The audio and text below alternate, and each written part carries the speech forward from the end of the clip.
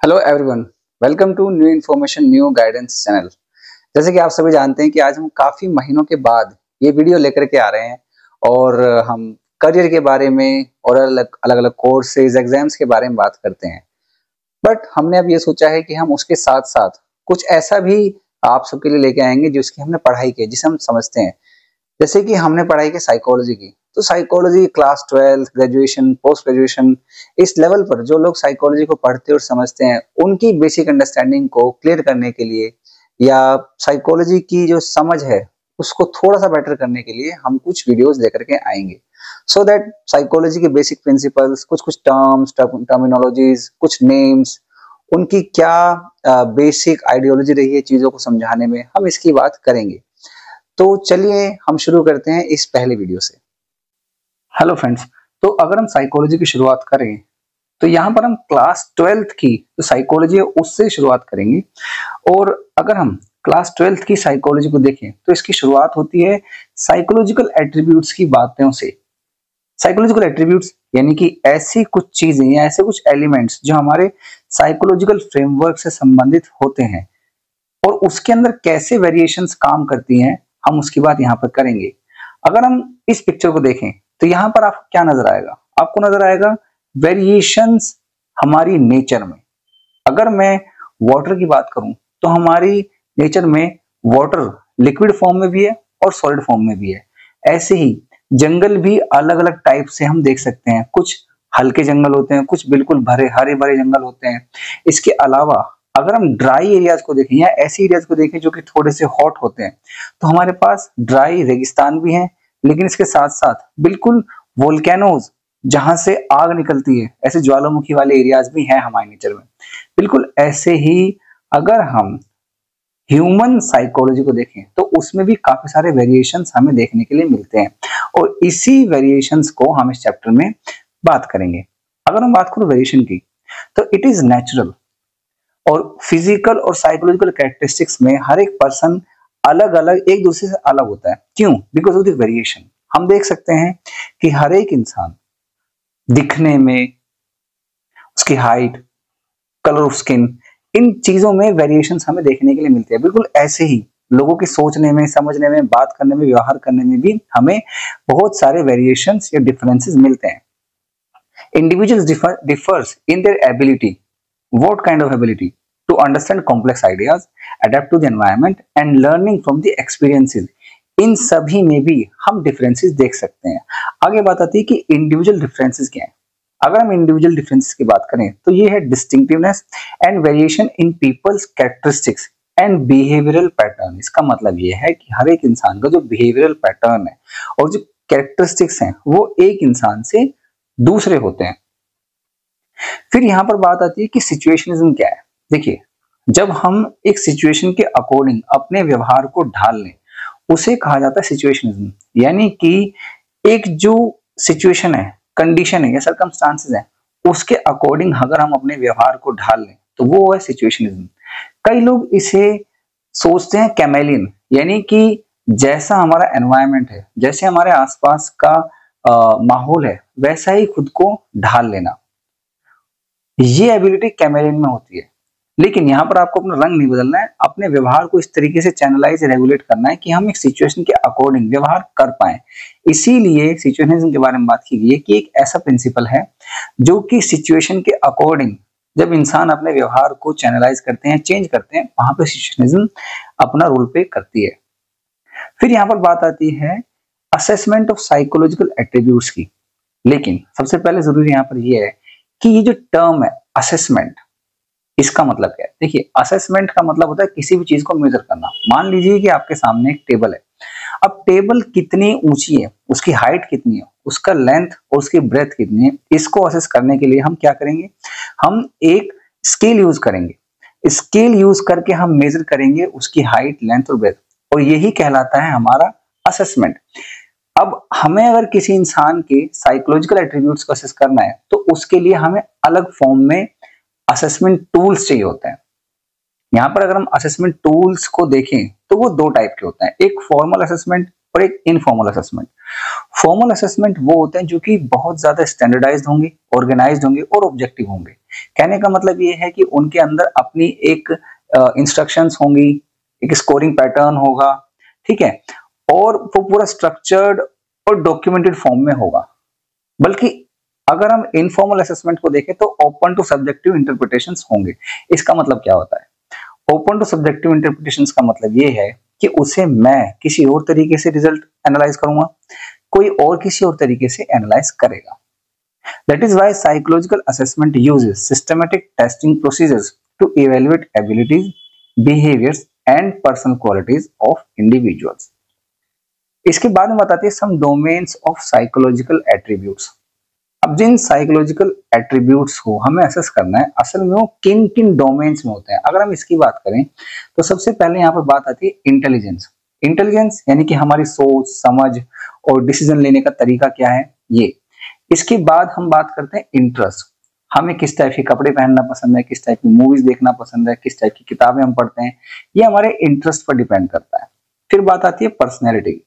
Personality हमारा एक ऐसा कैरेक्टरिस्टिक है, एक साइकोलॉजिकल एट्रीब्यूट है जो ये दिखाता है कि इंसान कैसा हंसमुख है, नाराज जल्दी हो जाता है या फिर बहुत जल्दी उसे चीजों में इंटरेस्ट आने लग जाता है, किस टाइप की पर्सनैलिटी है।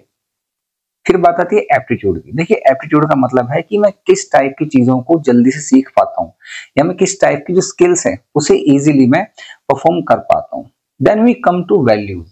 वैल्यूज का मतलब है एक ऐसा बिहेवियर जो कि हमारे कुछ एथिक्स से या हमारे कुछ बिलीफ सिस्टम से बनता है। जैसे कि मान लीजिए कोई कहेगा कि मुझे झूठ बोलना अच्छा नहीं लगता है, या फिर मैं जो छोटे जानवर हैं, डॉग्स, कैट्स, ये जो भी है, मैं उन्हें पत्थर से नहीं मारूंगा क्योंकि भाई उनकी अपनी एक लाइफ है। तो ये क्या है? ये सब है वैल्यूज जो हमारे बिलीफ सिस्टम से बनते हैं। तो अगर हम इसे एक एक लाइन में पढ़ने की कोशिश करें तो intelligence is a global capacity to understand the world, think rationally. इसके साथ साथ एप्टीट्यूड एक इंडिविजुअल का underline potential to acquire skills. Interest हमारे प्रेफरेंस, वैल्यूज हमारे कुछ एंड्योरिंग बिलीफ जो हमारे एक आइडियल मोड ऑफ बिहेवियर को बनाते हैं। फिर यहाँ पर बात आती है असेसमेंट मेथड्स।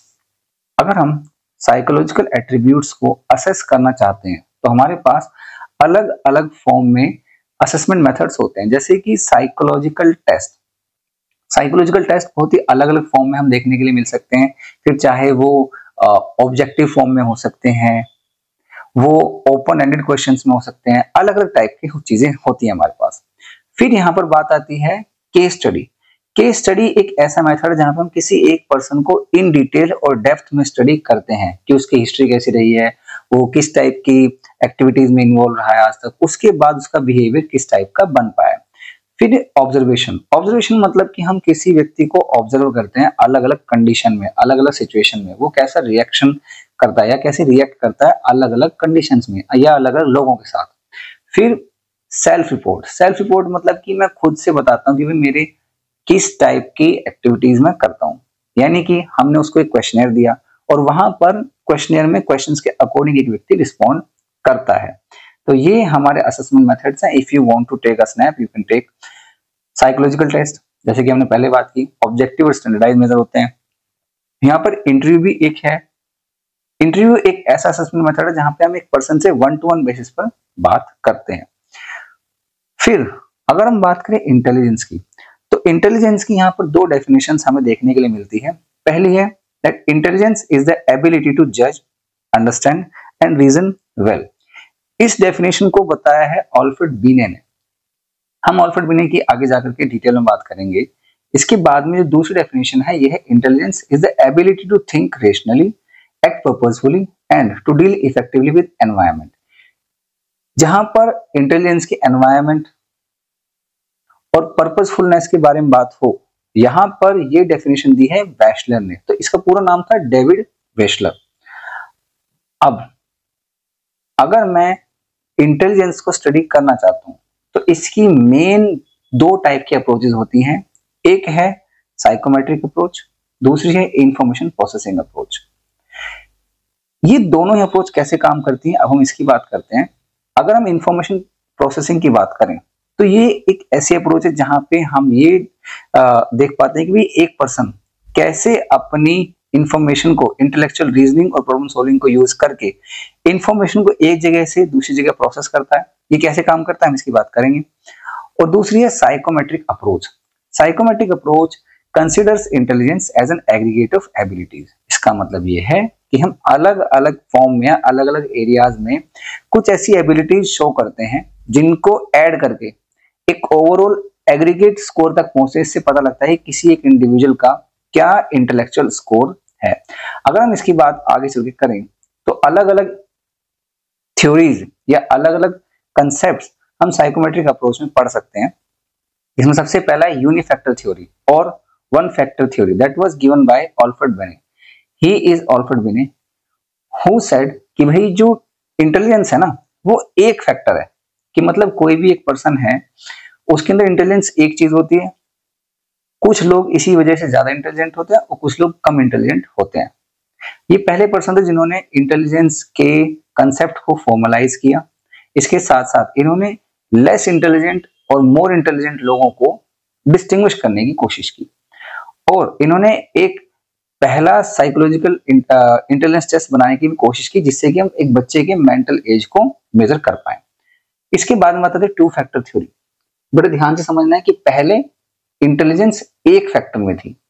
जब हम अल्फ्रेड बिने की बात करते हैं, बिने के बाद चार्ल्स क्रेमर ने कहा कि नहीं भाई, इंटेलिजेंस एक फैक्टर में नहीं होती, इंटेलिजेंस दो फैक्टर में होती है। एक फैक्टर वो है जो जनरल एबिलिटी है, मतलब जो एक पर्सन की जनरल ओवरऑल एबिलिटी को दर्शाती है, लेकिन कुछ एक पर्सन में स्पेसिफिक एबिलिटीज भी होंगी जो उसमें बाकी लोगों से ज्यादा हो सकती है। तो जी फैक्टर और एस फैक्टर में इन्होंने टू फैक्टर्स को डिवाइड किया। जी फैक्टर मतलब includes mental operations which are primary and common to all performance, और एस फैक्टर का मतलब है कि कुछ स्पेसिफिक एरियाज जो मेरे अंदर दूसरों से बेटर है, फिर चाहे वो बात करने का तरीका हो, चाहे वो मैकेनिकल अंडरस्टैंडिंग हो या फिर न्यूमेरिकल अंडरस्टैंडिंग हो, मैथमेटिकल लेवल पर सोच पाना। फिर बात आती है लुई थर्स्टन की।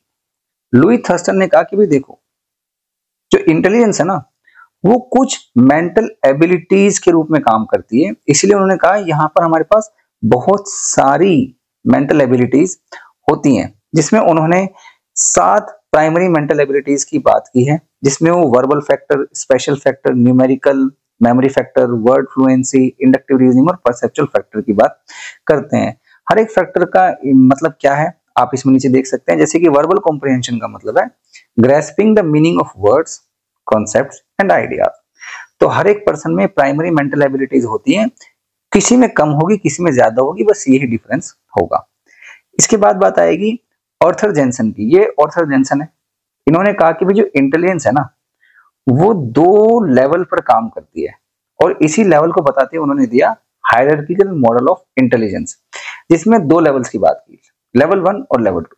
लेवल 1 है एसोसिएटिव लर्निंग, जिसमें output is equal to input या फिर रोट मेमोरी, यानी हम जिस चीजों को जब मेमोराइज करते हैं बोल बोल करके बार बार, वो एसोसिएटिव लर्निंग में आएगा। लेकिन इसका लेवल 2 है कॉग्निटिव कॉम्पिटेंस, यानी कि जहां पे हम अपनी एग्जिस्टिंग इंफॉर्मेशन का इस्तेमाल करके कुछ अलग चीजों को या कुछ अलग समस्याओं को सॉल्व करने की कोशिश करते हैं। जैसे कि applying a math formula to solve a new problem which requires reasoning and conceptual thinking. सबसे एंड में यहाँ पे बात आ रही है स्ट्रक्चर ऑफ इंटेलेक्ट मॉडल। ये काफी कॉम्प्लेक्स है, लेकिन इसको अगर हम सिंपल वे में समझने की कोशिश करें तो पहली बात यह है कि जेपी गिलफर्ड ने इंटेलिजेंस को 3 डायमेंशंस में समझाया है कि भाई इंटेलिजेंस जो 3 डायमेंशंस में होती है, और इनकी 3 डायमेंशंस क्या है?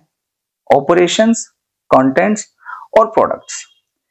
यहां पर ऑपरेशन का मतलब है व्हाट द रिस्पोंडेंट डज, यानी कि अगर मैं एक रिस्पोंडेंट हूं तो मैं कर क्या रहा हूं, मैं चीजों को याद कर रहा हूं, मैं मेमोरी रिकॉर्ड कर रहा हूं, या फिर जो मेरी मेमोरी में ऑलरेडी चीज है उसको रिटेंट कर रहा हूं। फिर मैं डाइवर्जेंट और कन्वर्जेंट प्रोडक्शन की बात करता हूं। दूसरा कॉन्सेप्ट है यहां पर कंटेंट का, द नेचर ऑफ मटेरियल और information on which intellectual operations are performed. इसका मतलब ये है जो ऑपरेशन मैंने किया, यानी कि किसी चीज को याद किया है या उसे मेमोराइज किया है या फिर मैं उसको याद करने की कोशिश कर रहा हूं, तो वो कंटेंट कैसा है? वो देखने जैसा है, या फिर वो सुनने के लिए, या वो सिंबॉलिक है, सिमेंटिक है, तो कंटेंट कैसा है जिसको मैं याद करने की और समझने की कोशिश कर रहा हूँ। और थर्ड है यहाँ पर product, the form in which information is processed by the respondent, मतलब मैंने उस इंफॉर्मेशन को प्रोसेस कैसे करा। क्या मैंने उसे क्लास में डिवाइड कर दिया, या मैंने चीजों के बीच में रिलेशन बनाने की कोशिश की है, या फिर मैंने उसको किसी और चीज में ट्रांसफॉर्म किया है। अब ध्यान से समझना है, मान लीजिए कि मैंने एक येलो कलर की चीज देखी, ठीक है, तो मैंने येलो कलर की चीज को देखा है, वो एक विजुअल कंटेंट है, ठीक है। अब वो येलो कलर की चीज अगर टच करने में हार्ड है या फिर सॉफ्ट है, तो मैं उसको क्लासिफाई कर दूंगा कि भाई ये येलो सॉफ्ट है, ये येलो हार्ड है। अगर मान लीजिए कि मैं एक येलो कलर की स्पॉन्ज बॉल देख रहा हूं, तो मतलब अब मैंने उसको एक अलग क्लासिफाई फॉर्म में कर दिया कि भाई ये येलो कलर की बॉल है। बॉल तो अलग अलग टाइप की भी होती है, लेदर की बॉल भी होती है, ठीक है, कॉस्को बॉल भी होती है, तो ये क्या है, ये क्लास है। इसी तरीके से हम ऑपरेशन कंटेंट प्रोडक्ट्स को जेपी गिलफर्ड के स्ट्रक्चर ऑफ इंटेलेक्ट मॉडल में समझते हैं। हम इस बारे में दोबारा बात भी करेंगे, बट अभी फिलहाल के लिए बेसिक अंडरस्टैंडिंग समझना जरूरी है। अब यहां पर ये चैप्टर शुरुआती चीजों को हमें एक्सप्लेन करता है। यदि आप चाहते हैं कि हम इस चैप्टर को कंप्लीट करें, तो आप कमेंट सेक्शन में जरूर बताएं, ताकि हम इस पे और ज्यादा काम करके आप तक ये इंफॉर्मेशन जल्दी से जल्दी लेकर के आ पाए। आपकी वीडियो कैसी लगी हमें जरूर बताएं। Thank you so much.